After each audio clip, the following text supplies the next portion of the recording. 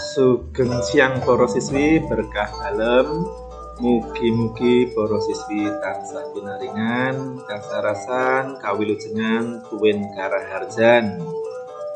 Baik para siswi, pada kesempatan kali ini pembelajaran bahasa Jawa Bapak akan menjelaskan kaitannya dengan pembelajaran minggu lalu, yaitu cerkak.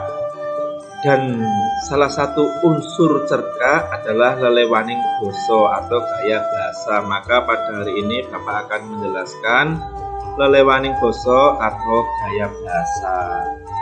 Apa wae toh?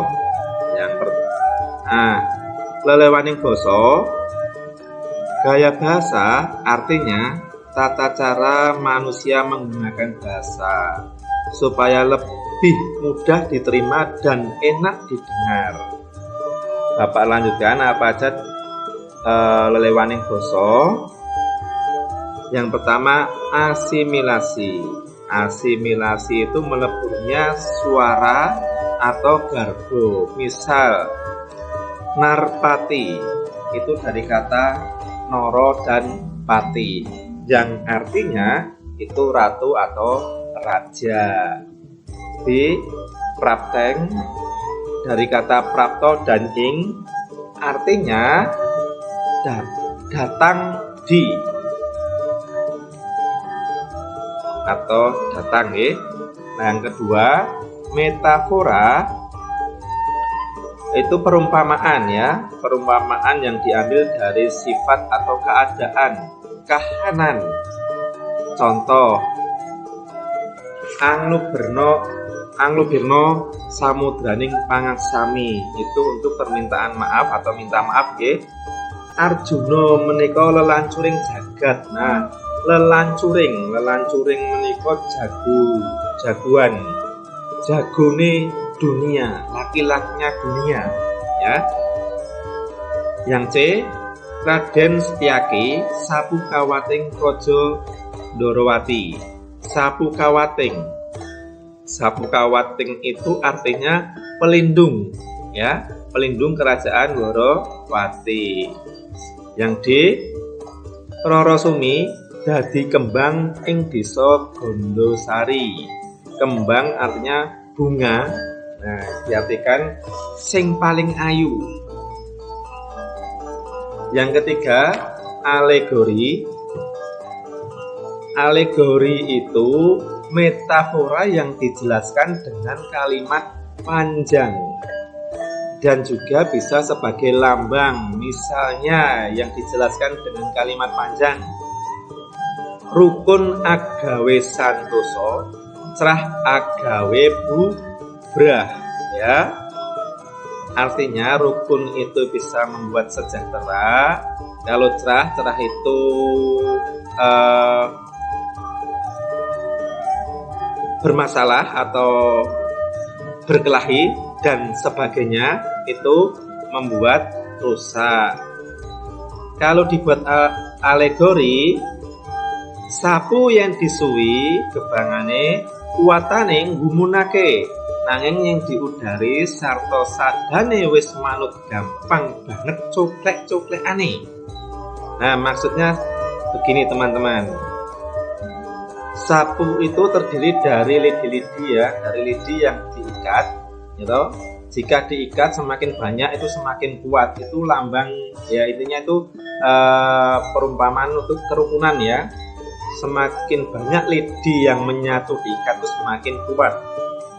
Tapi kalau diudari, lidi itu satu berdiri sendiri satu-satu, itu gampang dipatahkan gitu.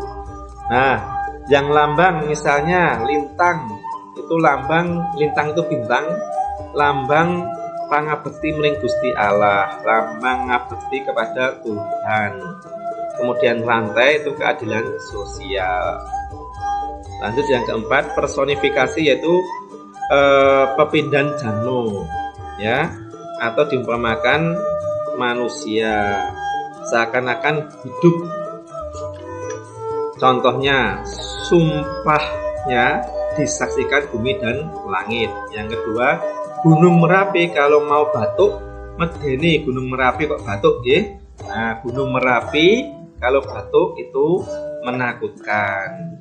Nah, seperti itu. Lanjut metonimia itu untuk menggantikan nama atau merek, okay? Contoh, le aku tulung tukokno jarum. Nah, jarum itu kan merek rokok ya. Yang B, raminipun ngunjuk Fanta. Lah Fanta itu kan merek. Wingi ono Ramayana. Maksudnya Ramayana di sini adalah merek bis Ramayana. Tubrukan kalian Arjuno. Merek bis Arjuno. Begitu. Apa lanjutkan? Hiperbola yaitu perumpamaan yang berlebihan. Contoh, suaranya seperti membelah bumi. Yang B, bicaranya keras seperti bledek. Bledek petir. Yang C, lakune kaya kilat. Lakune iki mlakune cepet banget kaya kilat. Kemudian yang ketujuh, ironi. Ironi menceritakan kebalikan. Ya, kebalikan nggih. Sebagai pangece. Pangece iki bahasa Indonesianya itu mengejek nggih. Contoh, lomo banget seliramu. Sedulurmu kesusahan kok saksen bae ora. Nah, lomo banget itu tidak pelit ya. Tapi kok 1 sen aja tidak keluar. Yang B, sregep tenan. Angger jam 11 lagi wae ngantor. Sregep rajin sekali.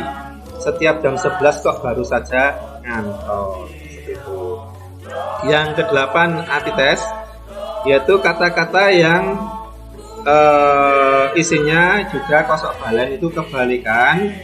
Contoh, rino wengi anggonku ndongake kowe. Rino itu siang, wengi itu malam. Siang, malam. Kemudian yang B itu gede cilike, besar kecilnya. Yang C, enom tua, muda tua.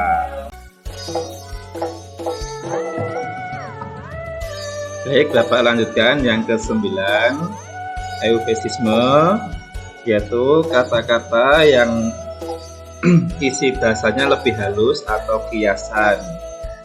Misal, mati, nurut ing kasedan jati atau tilar dunyo. Meninggal artinya ya.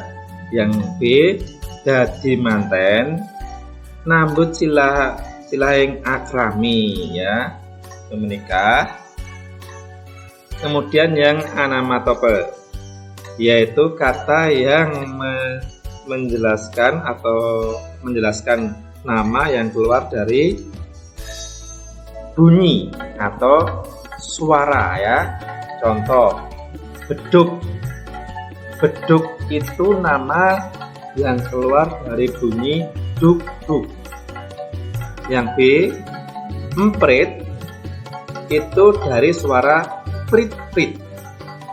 Emprit itu burung ya, mano emprit, burung emprit lah. Burung emprit tadi emprit itu gereja ya, burung gereja. Kayak wong Jawa ngarani mano emprit. C, kentongan dari suara tong tong. Bapak lanjutkan yang ke-11, epitesis, yaitu imbuhan dalam kata. Contoh, amarto menjadi ngamarto, alengko menjadi ngalengko, yugyo jadi ngayugyo. Nah, ada 11 lelewaning doso atau gaya bahasa teman-teman.